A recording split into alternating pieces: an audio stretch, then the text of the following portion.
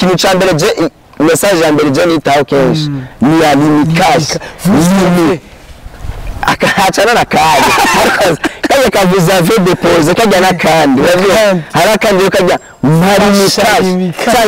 man kale kako super sana kajya nitugera tukiga kajya tugaye message nyingi ivyo ni bibaho nawe uri kura blaga nawe uri mufana uri kura blaga mazeri ndi uravyumva maze poisha kwanza namwandikira sindabanga profile cyangwa bagutanga uravyumva jefise ni kashi ganje rufise hano Yesu rumaze kuja mani batari waya mahera gusuruva gusharafu kurutanga ibanga kaka message na papa rero bakajya niko kajya komeye man.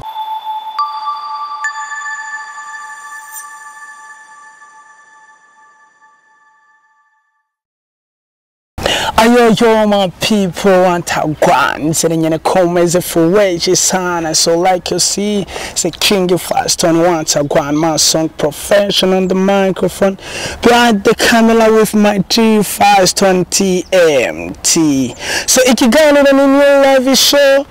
kimwe mu biganiro tugenda tubazanira abana ba hitmaker baba bariko bakorana inguvu zidasanzwe muri no industry yacu, muri no industry ya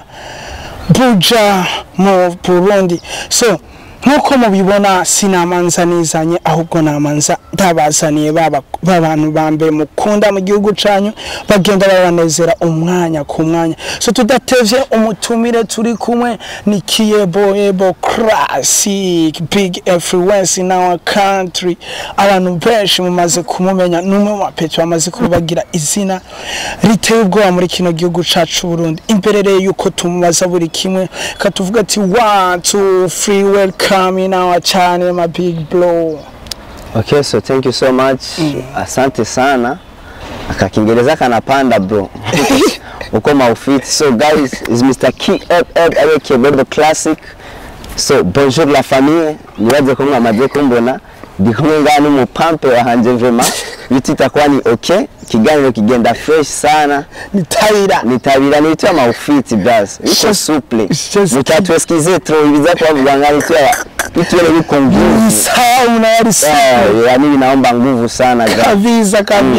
Ni classic. Ni Kiyebo. Vuga fresh man. Ukazina mu bisanze mbakene nk'umuntu mu diaspora. Iyo ari akavuga. Nani Kiyebo. Nawe uri mu Burundi vuga Kiyebo man. Akuka Kiyebo kavuga umuntu mu diaspora rast. Kiyebo c'est-à-dire quoi? Kiyebo. It means that Kiyebo class. Kiyebo bro. Abarundi ni Kiyebo bawo turi kuringa mu Burundi bene tunapigika abage dukoresha amafaranga. Ni Kiyebo bama bakoresha amadolari bituma yama eho njo banasemaga Kiyebo kwa super sasa twende na unani wakazala Kiyebo unomusire guys ndababwira no musinamubazaniye ni bonjour la. So bonjour la famille. Yaba mwijoro yaba kumutaga atako usiku. Ni so bonjour la famille. Unomunsi teke ndibaza n'abafana babibona sike bambara impuzu zitsimvye hano ukunda kumbwira tujya tu video twawe akuno dukorera ahantu nyene ucibona nyene makina makuru akuno musaka akubonye ukuma twitwe yuko urubuga rwamaze gutangura abo nituje kure kwambara fresh kwamba ibintu bizimvye kukuwa suit yani kukuwa maufiti wiki bani sisi tunalelewa jina maana babye mukavya nka Jeff bishugamani vyinshi sana binanilea unatafisi bishugamani biko mama mani ma Dubai ma wapi ndavavi ba sa Kiyebo Nunga mamu bao bari bameba bao mani banari mbabangu baratumari amahera nanje ndimo mu bao mazera kudoya na state wapi sasa Kiyebo nani bakukwinchira soko kama ari no ukombera kipindi yekiganiro ukuvuga ati imani mini ko na bimere binanile nibinge nani ubwo muri kumwe kamali achatekana ba ndakora gutoka kawa achatekana jeregaje unje nkunda kubwiza ukuri ajesi ni mu bapeti babeshi by'abashugaba bose turi kumwe banabijua acha blai si wewe nyine ari ku rugamba mani bengi sana uvyanso tugenda kazuni sawa shugamani shaka jomvi yako yule shugamani anasema aye avuga gute mani piko sura hari kintu nivya nitwa amatwa babwiye mwana wewe usi mwirabura iko nguvu sana rega bangu birabura mani hari ama chance tuba dufise mu buzima abahungu bafise inzo bataba bafise nani pata icambere twebwe mana ari ibintu baduharura ko mani naberera bwazo iko nguvu ni nguvu tu nikisema ni nguvu na elewa ni suple ya nico kizana abashugamani kenshi abashugamani none nkubu akuronde kama kiyeboyebo anakwambia ko na projet gana afise umugambi wagute kama kenshi benshi baza muri system yo kumbwira yuko bakundiye ko bwaganje ngo ndumufana iki kandi rero sasa attention abashugamani b'abarundi kazi bakona ugise bafise ingene boroshijwe last unotara nimero ya 40 plus de 50 ans lakini ana kasautana kwa na 18 wache wala roho baza bari romance kwa baza romance anagutumia picha ukazisanga n'urubibi rusuma nimero ya live 40 bakora ishio na sasa nini utasota katapu kandi barifite inyashwe bayasha kugira mezo fresh last bakoma ufite mazeme nabigera tira famille no muzigiye batabahuwa kwa souple wasinyasha nikiboye ko bivuga atanu ngo kandi mama hatani usanga ari n'umuforowazi wawe mama wanje kwanza nakoresha Facebook nakoresha TikTok mbere ni mtu wa WhatsApp Sasa muri WhatsApp ari hit man muri WhatsApp yari hit mama classic link yanje ndashize kuri status yiwe last ni mavumbi ni amafisi samaya kakisikia ko nara shugamami ni yaje ivyo niyo bimenya man niki kijya tuko turakora ndazi nacha za kumenya mais attention abamerera kinama barafise kudiri bibaraguza barashobora kuvuga ko iki kiganiro unaona nampiga mbere arampatia mama la vingera mwana wao wache bitu kwe souple gusa ndavize navyo azagugira man inshallah man je rero ndumva mutera atangwe kuza fresh kibebo umuntu ba influencer tugaruke gato mu bikorwa personnel vya la famille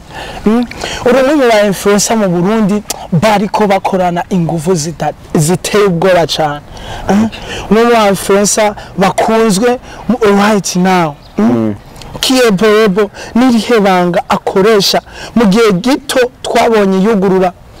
mucamake twabonye Kiyeboyebo yugurura urubuga rwa TikTok rurakundwa cyane mu nyuma tuza kubona urubuga rwa Instagram yiwe ruteye ubwoba ndetse rufise visibility sumba abastar benshi tumaze kumenya mu gihugu cy'u Burundi wuguruye Facebook mu gihe gito uba umaze kugira kuba followers benshi cyane Kiyeboyebo nirihebanga ari karakoresha kugira ngo ashobore kuba ari karigarurira imitima y'abantu benshi mu gihe gito bimeze gutega papa okay so ega ntabanga rya danger ririmo kaka nani pata icambere kwanza bakubwira ati ikintu cinjiyemo cinjiyemo kwanza ugikunda uravyumva nyaze hazi umuntu akubwira ati ngo bwo ngwinjira mu bintu runaka we utavyiyumvamo ja mu kintu kwanza we uyumvamo uvuga ati je sawa ndashaka kuba influencer just I need to be content creator bikunde kwanza uravyumva ikintu maze kugikunda rondera abantu bafite experience ico kintu bagucire ku mayanga akubwira ati bro ubu uri umuntu runaka rero kugira ngo utere imbere cyangwa wigare imitima y'abantu benshi kuruka nani pata je ndi umuntu wa mbere kwanza kugira ngo ngere ino hose cyangwa ngare imitima y'abantu benshi ndetse ngama main viewers biki ibintu nk'ivyo vyasavye ko kwanza ngira courage nkunda nivyo ndimo uravyumva ce nahura kwanza kandi isubire numve n'impanuro hajya n'impanuro zirafasha hari abantu bumvise ngo yikinga mani muri management abari n'ibintu byinshi nani pata hari abantu baza kugusupportinga ku bintu vyerekeranye n'impanuro gusa nico gituma je nta n'umufana wanje je nigira ni mu mwanya oya je aburi umufana cyangwa umuki turayaga fresh kandi en plus de ça hari n'abafana bazambira ati so Kiyeboyebo hindura iki Kiyeboyebo koruku nkagikora uravyumva hadi impanuro zirafasha rero urumva nk'abantu bo bakeneye nko kwigarura imitima y'abantu benshi muri ibi bintu kunda ikintu urimo uravyumva ugira umwete ugire na creativity ni ikintu gifasha sana. Ikindi naco gisubira kigagufasha kugira abantu bagukurikirane kuba update. Unanipata? Kuba update naco no kirafasha kigatuma abantu bavuga ati uyu petit ko souple. Déjà ni kwa umudani ko suis célèbre quoi. Suis célèbre. Suis célèbre. Souple. Suis célèbre, suis souple. Suis mafuta yake. Suis mtani excusez trop. Suis bonjour la famille. Suis muspi. Skaitu Gazira muspi hari na skuru ma Rwanda. Kwishura je yamitamushi ma. Ivya ke baba bipenda yamitamushi. Araga petit kwiganye mani kama magari muspi mani kandi ricarira fata. Ndi umuntu umamagara uzinga gose bicara mufata ma. Kiyebobo kirato. Hapana kirato mbiri. Kirato narajyanse man. Ni kiyebobo kuwa super bro. Akiyebobo gato dusubira inyuma. Hari abantu benshi babumva bashaka kumenya ati upeti benshi no musi bakaba barumva classic bakumva bo mu followinga bagakunda ibintu vyiwe ndashaka kutubwira mu majambo make urugendo rwa Kiyeboyebo muri entertainment ivyaje gute kugira ngo aze nka Kiyeboyebo yinjire muri industry vyamuhereye he hari abantu benshi babumva bifuza kumenya real story ya vyagenze gute my bro. Okay, so jewe kwinjira muri entertainment saha vuba je vrema ibi bintu ndafise umufriend wanje so je ico kwanza je ndashaka kuvuga umuntu yatumye je ninjira muri entertainment ni Gasore unanipata so Gasore ni munyakinama en plus de ça Gasore twe twaje kwikebura man asha kwa star unanipata rero burya bisare bwiwe nini unanipata bica bituma twebwe biratumotiva kubwacu hacaje umupeta mbira ati bro nawe ushaka kwinjira muri game ndafise the way dushaka kubijamwo tukabala Gasore ndambya ati sana akaba man umubro icambere kwanza masi tumepitia mu maisha mabao usioni hivi twakoresha urabona tujya Twitter twakera man kuko masimuza mayitere za zamani tudutacu kudiri man urumva je video je gufatira ama background ya fu vyaje kuva kera man na fsina niga mawiteme mana yinkiri umwana sana unanipata tuja mwishamba mfata telefone ya bla kayitere tunabana ravyo dufasha navyo gutreta navyo kugirana twasha duta ku stati ya Facebook kandi duta kuri stati ya Facebook twe twibaza ko dupostinze abo bamara yaje go postinga ivyo navyo narinzi niba ngishize kuri stati ya Facebook nabona mengo ndapostinze gusa mu nyuma hari abantu bagenda babona stati zacu bashavuga ati aba petit faut que tubambie njia hakikare ravyo bacha badutwara mu matimu rero bacha batangura kuduforma tukaza soma kwigiza dutangura kimya batwigishire rese banakoze bikiri umwana biri hiti sana kuruta ni je ndiko ndakora nanipata je nafisa ama video yanje yakera nakoze muri Kete video muri Kete video nafisa ko byinshi nakoze hikirakana sana nanipata musivye bikorwa mu nyuma mirara bigwako acavuga tumwana wanje basi najao tu abamere umuvye abonye umwana agiye muri entertainment akiri umwana arasarafu ngo ugiye kunyura umogi wenda kupiga maskanka ibiki ugiye kubinda ibintu nk'ivyo arasaraman acangura mu bintu birambira ati petit ja kwiga usome kwanza candariye bukomana camara pido 4 namba 3 ans n'umukoshi mubi naciye nka mama yanga canara no muri internat rasta nikanjya mu internat urumva candazina ngana nyene mu bintu nk'ivyo ndaheba gusa mu nyuma internat nyene iranyanka ndabivamwo cana home gusa nashe muhira abo twatanguranye nzambona abo bumengo barabibandanije kandi umengo bageze kure cyangwa ati foke na mite nani game gusa yaje mu kugaruka muri game sinagaruse mvuga ati ngo ngemengo ninjiye muri team bitwe yuko ari yo mfasha kugira ngo je shika nabipata nace mvuga ati ifoke nkora na experience nanipata ndondera abo mbona yuko bageze kure banyibira amabanga nkarije nyine nako ndababwira amana ravyo banyibira amabanga bambwira ati petit giruziki giriki nanipata mu nyuma ndabarondera ibintu bigenda fresh ndugura ama platform yanje yose vyukonye mu nyuma Imani yameza agira kadokomo nikaanza piga vitu ya maselfie naanza kusara yo so bonjour la famille genda marari na video rakora ndiko ndiruka man kimya mari naere kuri 100 views 200 views genda ndiga kimya gusa je navuye kuri 500 nja mu madika kuvya musi navuye ku madika na ndio simu yanzago nikaona kama natoboa kabisa natango fatisha muri TikTok nja Insta nja muri Facebook Raina ndashaka kuvuga ko ndabishima kandi dusaba ko mubandanya gusa mudukurikira kuko nituragira mu target yacu. Hari ikintu wavuze ngo kugira ngo ushobore gushika ahantu hari gihe cyane ikintu wagaze bafite ati biragusaba creativity. Creativity. How come ushatse kuvuga iki ku muntu ariko arakurikirana ikiganiro? So creativity je nibaze yuko ni ikintu kiba kiboneka ariko kiboneka ku muntu w'umunyabwenge unanipata. So hari abakomeje benshi hari aba content creator benshi usanga akakora ibintu ne ico kintu cyukiravye ukamenga yarigeze kukibona ahantu rasta unanipata. Rero ibyo creativity yawe ni yandi ukora ikintu umuntu akavuga ati umupeta arisangije rasta unanipata. Labda sawa bashobora kujya copy ne ijya copy ukayimodifya unanipata. Murashobora gukina ikintu runaka bwa nyene kikajya hit ne kijya kintu ukacukizana mu bundi buryo ukazana no creativity yawe muri ijya creation y'ubundi muntu. Ico nico bita creativity no kwiyumvira ibintu biri update uravyumva. So ndashobora kuvuga example nino urabona Fernando yarigeze kuvuga ngo ari celebre ibintu nk'ivyo just ivyo yari abantu benshi mu mitima ari ababigereye abandi babitawe nihajya iyo uri umuntu wa creativity niyo handi cuvuga ati kajya kajambo celebre cyangwa bijya bintu Fernando yavuze reka ndabikwiye ku kintu runaka juko hiyo urumva biri update now you zarafashije ujyamu peti yakoze indirimbo celebre PHP uratuma creativity irafasha sana nje ico nico bita creativity mu kazi rero kubera ikintu cha creation cha fresh kibombo creative. So like K-Eb creativity yiwe iyihe kamana inde nka Kiyeboyebo. So je creativity yanjye ndabwira hanyuma sasa hano henshi je nkorana naho je mu peti kenshi nkorana n'ibintu tuzi unanipata. Je mu kinani wacu turazi ko hari abantu bameze kuno unanipata. Rero hega naso izire liteza kinama unanipata ibintu hivyo ni mucuzana manu cupiyamo content. Niyo urumva creativity yanje kenshi yagaze ahantu nka yagaze ku bintu nyazi nyakunyene tuzi uko bibaho. Urumva je nivyo nkiyamo man ndashobora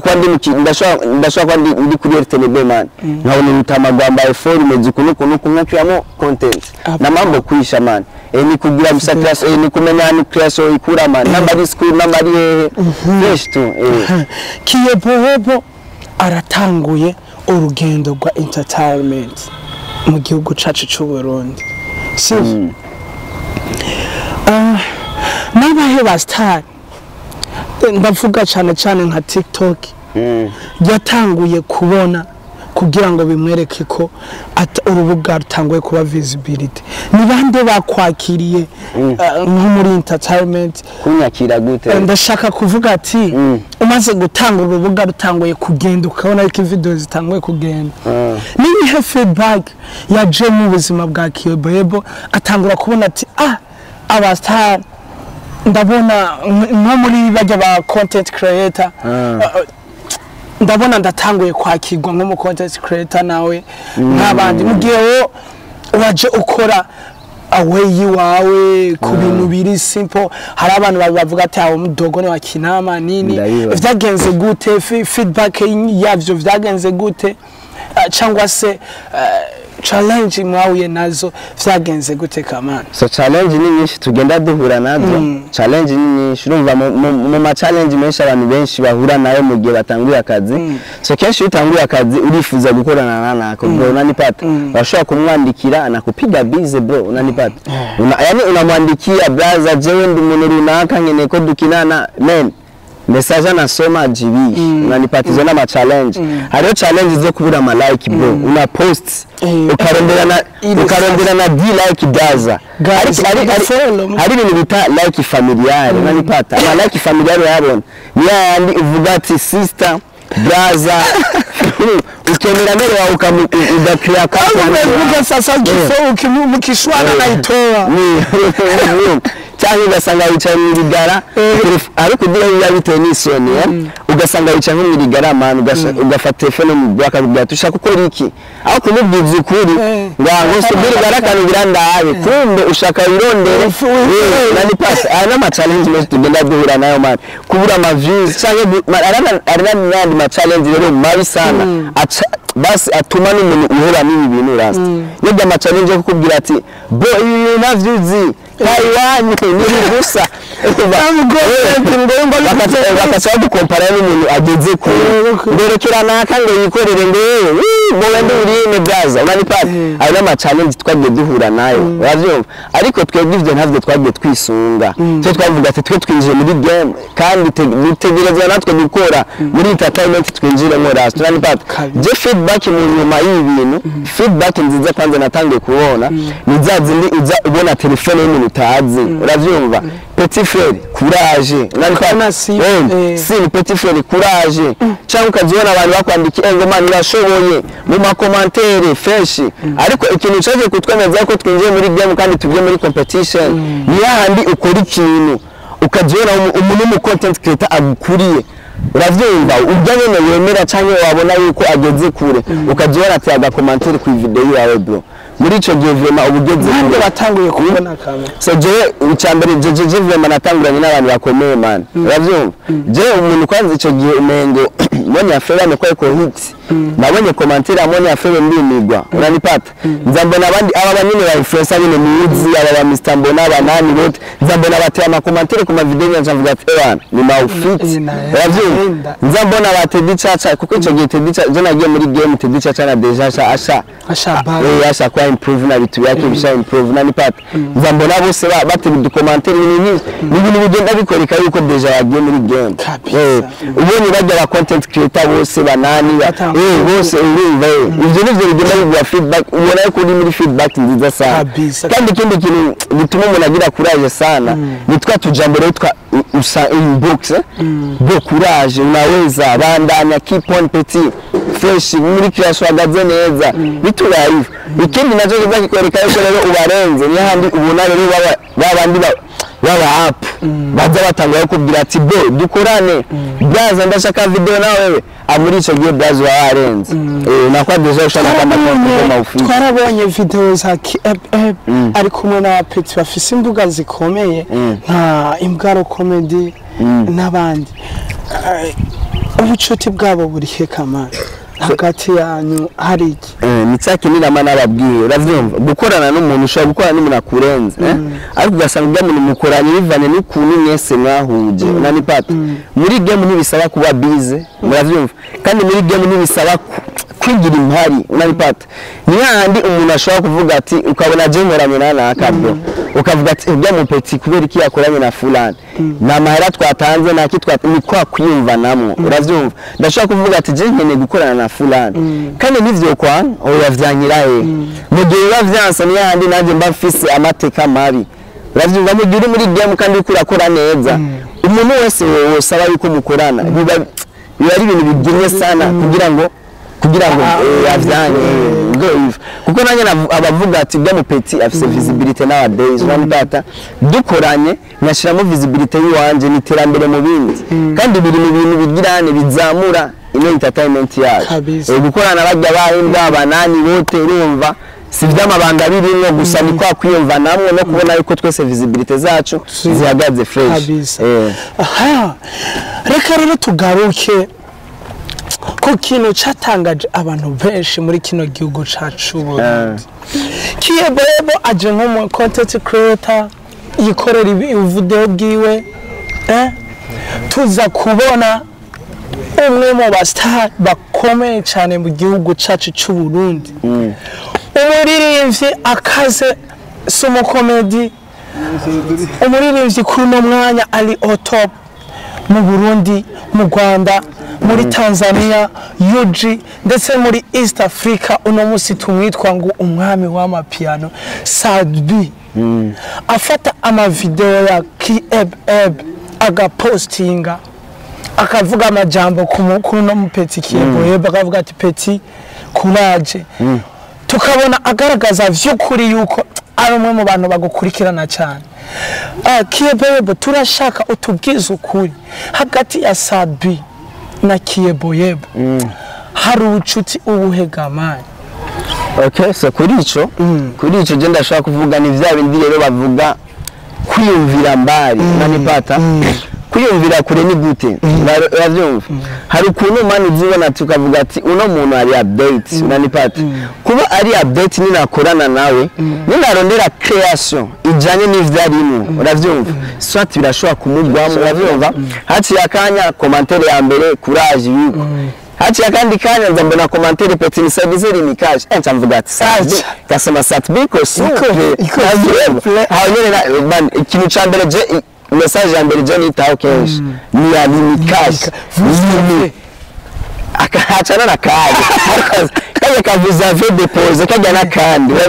harakandi kajya marimikage saye man kale kako super sana kajya nitugera tukiga kajya tugaye message ni ivyo ni bibaho nawe uri kura blaga nawe uri mufana uri kura blaga mazeri ndi uravyumva maze poisha kwanza ndamwandikiye sindabanga profile cyangwa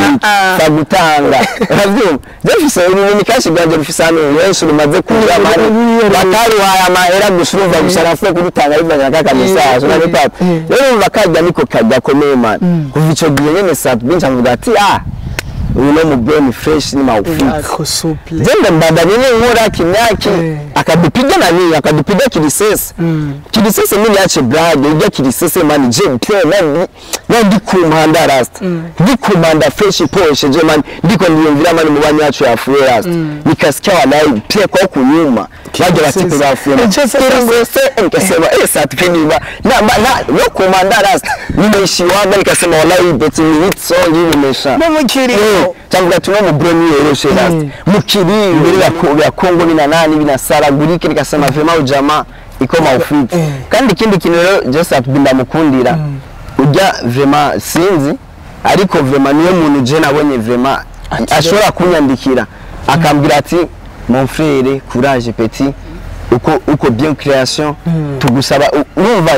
yarananete amenipigia simu direct Satbi akanambia petit ni hivi na hivi namburi muri game menya gukrea kwa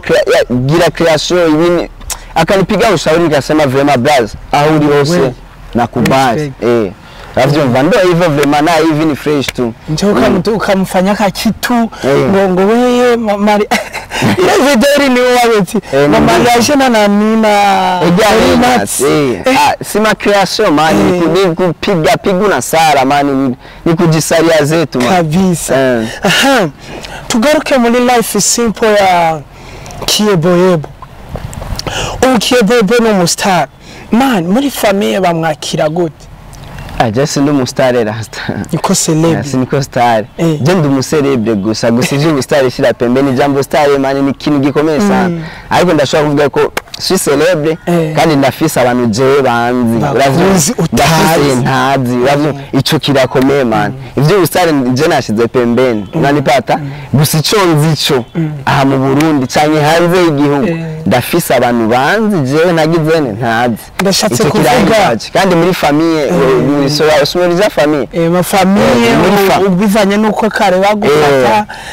difference you right now urumva je bwambere famille urumva baramfata n'ivyandi bita gufata umwana canke nukabona ko umwana ariko kaja kononekara ibintu nk'ivyo ariko uje famille aho ndi vraiment bavuga ati turafise umuhungu kuko je ivyo ndo nka vyose muri entertainment muri famille barabibona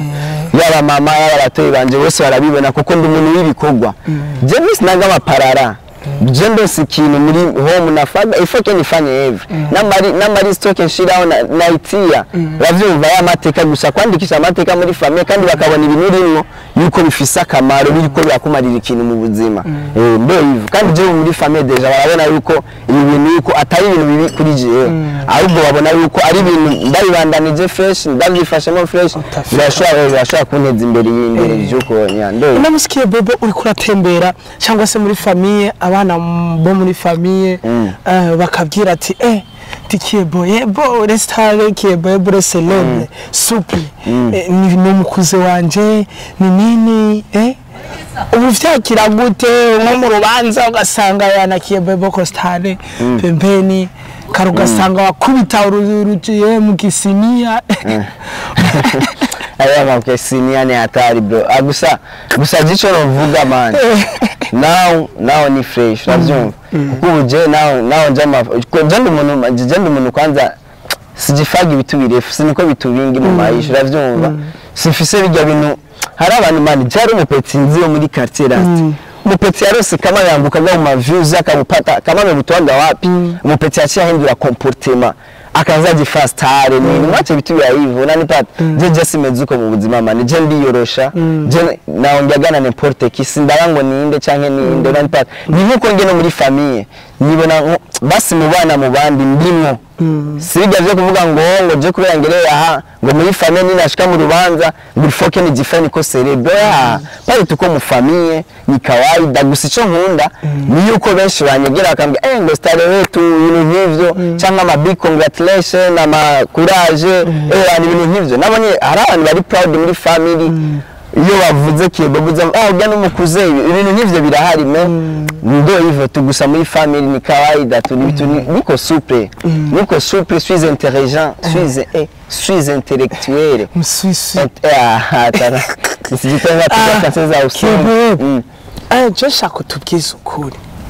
hari ukuntu iyo umaze gufata industry ukinjira muri industry bien utoto unamuke na yuwa sie wote benge unaona gaje abakobwa ndazi nico abantu benshi kakantu karabaryohera ituma namba mama bingereza nini biko haye boss amani je vraiment kweli muri industry nako kantu karimo abademu mani Bujumbura tukona batoto bakali mani Gitega je sinari nzi ko ari abademu beza uko mamuinga mawapi piko batoto bako super batoto bamanyashi bamaparox mabarox mani batoto ni bakali kandi ni benshi sasa je ico ngundira abademu benshi bandandikira nyene kawaida fresh kibobo mbe professional bitira naje ngabyatsi amna shida jumu janga njuruguruye jumu demaje ndamwakira unanipata kandi ushase birefu fresh tunaenda amna ubaya man niko fiti sa gese sinigera neglige umwana man wallahi kwanza mu bafana banje kwanza bagateka sana abademu yani tuvugisha kuri nda ivyo ndazi ni bose tusitare tujifanye twe ba Kristo canke ba twebwe turaba abantu ba mbere ndaza abantu babafana abantu kwanza dushira imbere abademu abademu turabakira fresh kandi nyashosa abademu tugime turi mikashi baraduha mani tukora tunawa bona lare tuko nazo amairi mikashi na mupiga lare safi maufiti nama ni tunabapaga man tuko bien bona rega Burundi tukora abademu bazuri dufisa demu beza mudema kura cyangwa akurundikiye nagananiki mana abademu bakurundikiye ama video iko anacheza ngende like mana like aho nyene connexidari cyandunga mabati napiga like partage wiki na Sara hari umuhungu nakutana tauri na makamba tubana video ngo like bro acha kufunja bendi chako nivunja bendi ko wanaume wa makamba nurugeza bana piko ya wangu rero bana baterani ubwo kama wanaume wala kana wangu benshi babiri manje bakora matabi ngo sawa yego ramfana sindavyanse umuhungu kubwira ubundi ndagukunda bro kuki mwache bitumana bwira ko fana bwira ico bindera ariko nubwira ijambo ndagukunda man please ndasavye ibyo jambo man jemba ndarikene kubademu man wallahi batuto wanaume vraiment murondere ba Claudine ba Janete banani mubabwiye ko mubakunda Jende muri game bya courage petit na frère kazi zako c'est tout bitu birefu ngo ndakurankunda aho nataha yego man ikiganiro tukibana nitwo wava yona ni wagasana man kebebo inyuma yuko turangiza iganiro shaka kutubwira feedback inyuma y'ibikorwa byawe hanze abantu ubona bavyakira gute umaze kufatisha hanze igihugu urabona feedback z'abafana bawe hanze imeze gute ubona ukejeje he vraiment kuvyukuri aho ibikorwa bigeze je ni freshman je icyambere ico nzico muri entertainment yo nga mu Burundi ndimo unanipata aho ndimo mu bantu bari muri game ndimo you know ravyumva hanze igihugu kuko je ndashaka kuvuga deja nga mu gihugu cyacu cy'u Burundi sanda bizi si bose banzi ibikime akantu kitwa akazina karahari unanipata gusa ikindi kintu rero kiryoshe hanze igihugu umuntu w'umusani n'umustar je vraiment namwe nkunda ankuriye nzi hari n'abarundi bavuye ngaha jahari gukorana nawe uwo mustar ni Nyakso nowadays ndashaka kuvuga ni mu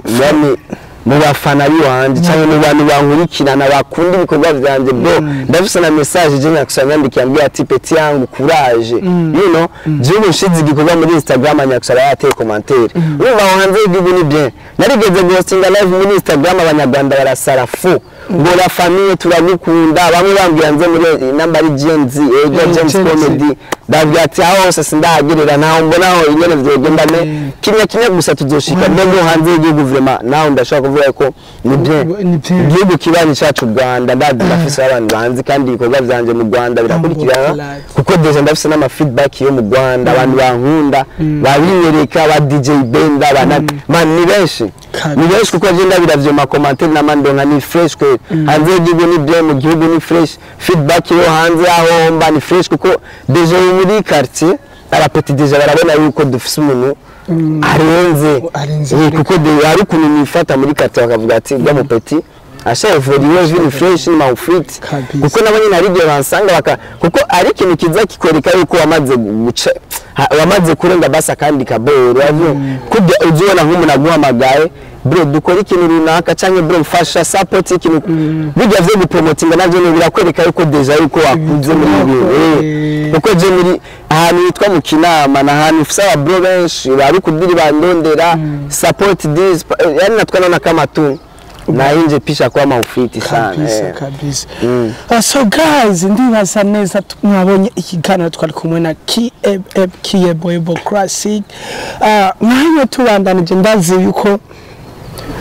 ikiganiro tukirangije mukimukeneye cyane ariko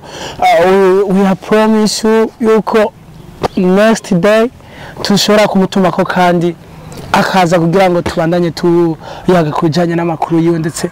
na bimwe mu bikorwa bishasha abafitiye so reka dushimira buri muntu wese yashoboye kubana natwe dushimira umuntu wese yamaze kugira share comment subscribe twizere yuko nitarabikora aze acha bikora abwire na mugenzi we yabikore kandi Kiyebo tugushimire cyane kuba wemeye kwitaba ku butumire bwacu no munsi inyuma ko turangiza shaka ubwire kajambo abakunzi ba Masong Professional abakunzi ba Kiyebo nakunzi ba Blessing Talk TV muri rusange ugira kajambo babwiye na cyane ubatugirire baze kurikirana cyane kubera ko na cyane ko ibi bikorwa bisaba kwitanga cyane bisaba n'uburyo bwishi kugira ngo tubandanye tuba amakuru abli update. Welcome bro. Okay, so the first of all let me say that I appreciate everyone ravyumva so ikindi naco no bamenyesha Masong ngaha ujama ravyumva sinamona hivi ara abantu muri quartier mani unaona gatuni maufiti je ujama kwa safi ameze bien unaona kama kazi ko inaendeka fresh gihari nimwe tu support ngire cyo mukozi ari nimwe live kwikawusha ibintu by'ibanye piga like comment share tap start kubita subscribe hari abantu batazi kuvuga subscribe ariko gukora subscribe birazwi utazi kuvuga subscribe nivuga ko utocukora subscribe bro unanipata abakunzi ba Kiyebo kavuga ba diaspora ama umuntu murundi turi ngatwe dukoresha amafaranga tuvuga Kiyebo nino uravyumva hama muri Blessing naho yandi gusa turabwiye yuko ino TV igitavyoroshe kabisa iri muri system yo kuba ibiganiro mutari mumenyereye vyiza ziritabira ariko idiri bitatabira banakene cyo amamomora nyoni momora barataba ba momore babakuta amatabira momora amabombo creative ibintu vy'ibisasu giye namba utarakora like comment cyangwa subscribe kora kuri ivyo bintu byose bikore shira kino kiganiro kuri stati partage gira abandi ko Blessing je n'ibintu bitoroshe bishasha bitabira vyimomora ico nico nabasaba gusa mu bikore kandi mu bikore mu bikunda vraiment. So guys tubashimire cyane nizere yuko mwabanye natwe rero tuvuga ati big up sana another day.